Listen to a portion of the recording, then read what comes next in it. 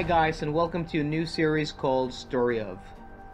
In this series we take a look at cars and car related stuff I find interesting. In today's episode we take a look at the BMW 5 Series E39, which was built between 1995 and 2004. Before we start though, be sure to subscribe if you already aren't, and follow me on Instagram and Snapchat for more car related stuff. You'll find my Instagram and Snapchat in the description down below. Now on to the video. Launched in 1995 as the 4th generation 5 Series, an already established mid-sized luxury sedan. At first, there didn't seem to be anything special about it. It was just another new BMW and predecessor to the good, but not great E34.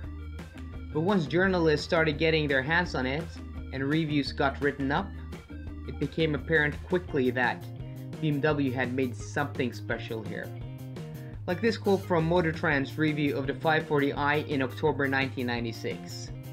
V8 power makes a great sports sedan about as close to perfect as it gets. Adopting BMW's 90s styling language, an evolution on the 7 Series launched the year before, it was typically restrained and elegant. Very different from the BMW styling that was to come in the 2000s. The same year, Audi refreshed their aging 100, renaming it the A6, and Mercedes-Benz launching the new W210 E-Class, a huge risk and departure from the old boxy W124. So the mid-90s was actually a very exciting period for mid-sized luxury cars. Heck, the year prior, even Ford came out with the last generation Ford Scorpio, marking the beginning of the death of the non-luxury brand mid-size cars in Europe. So what makes this Generation 5 Series so special and stand out? Well, there are many reasons in my opinion. First off, car journalists from all around the world were praising it for its perfect balance between ride and handling. This car showed that with great engineering, a car could handle good and be comfortable at the same time. Something today's sports sedans seem to be lacking. And the term sports sedan is something I really hate. These are cars people buy for comfort and luxury, not sporty driving. Did you know that today's mid-size sports sedans are the same size and weigh more than S-classes and 7 Series from the late 80s? Not exactly a sporting size if you ask me.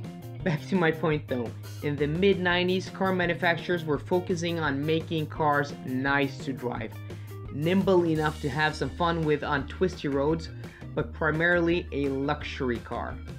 And the E39 5 Series was the king. In multiple reviews, it was praised for having both better ride and handling than the E-Class and the A6. And not better ride and handling balance, but better ride and handling, period. Full stop. In 2000, my mom had a brand new 528 Touring, a wagon with air suspension on the rear axle. It was actually the car I learned to drive in, so thanks mom. Anyhow, I remember a friend of mine at the time saying, the ride was like riding on a cloud. It was that smooth. Other things such as superior interior build quality compared to the E-Class and the A6, and that now timeless, elegant styling, making it really a no-brainer. As most European cars, and this is why Japanese and American luxury cars have never been able to break through in Europe, is choices. You could choose between a sedan or a wagon. You could have a gas engine or a diesel engine. At most there were 9 engine choices, 6 gas engines, including the monstrous M5, and 3 diesels. If you wanted, you could even get your 5 Series with cloth seats, steel wheels, and manual winding rear windows. A luxury car that could cater to the masses, in other words.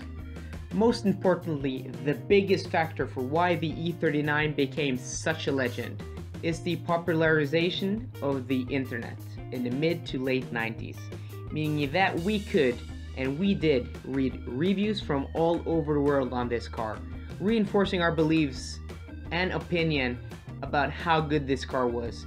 And don't get me wrong, it was that good. and it still is a legend today and will be a classic in the future, but the internet helped this car immensely becoming what it is today. One of BMW's best moments. It was so ingrained in the minds of teenagers at the time that when I was 21, as soon as I could afford a 5 Series, I picked up a 7-year-old model. That was nothing special though, since 3 of my friends already owned one. You could probably say the same thing about many cars from the period. Cars becoming part of pop culture through internet folklore and film. We have the Skyline GTR made popular by Gran Turismo, the Supra made popular through the Fast and the Furious. But those are supercars. The E39 is just a mid-sized luxury car that you could get with a diesel and as a wagon. It drove the best, it rode the best. It had the smoothest engines, had the best interior build, and a timeless design that still looks good more than 20 years on. Facelift models which came in 2001 even look kind of modern because of the Angel Eyes daytime running lights. A trend BMW started with this exact car and is fitted to every modern luxury car today. My 1999 523i even had xenon HIDs, rain sensing wipers, parking sensors, and rear door airbags. I repeat, rear door airbags. Heck, Google was just a college project back when this car was built, but it had tech many cars don't even offer today. Today in 2016, 21 years later. Its successor, the E60, was in many ways a better car, and naturally more modern. But being a Bangle era car, it lost much of the charm the E39 had accumulated over the years. In 20 years though, the E39 will be a favorite among collectors, while the E60 will just be an old BMW. The E39 will be a reminder of a time when BMW was great. A time when their slogan, the ultimate driving machine, actually rang true. It marks a time when I was a teenager and both cars and life was simpler. 2004 marks its last production year. Only wagons were built then. But it was the last year, and it was also the last year I was a teenager. Is there a lot of nostalgia here? Sure, of course. But I genuinely think the E39 5 Series is one of the best cars ever built. And I'm not alone on that matter.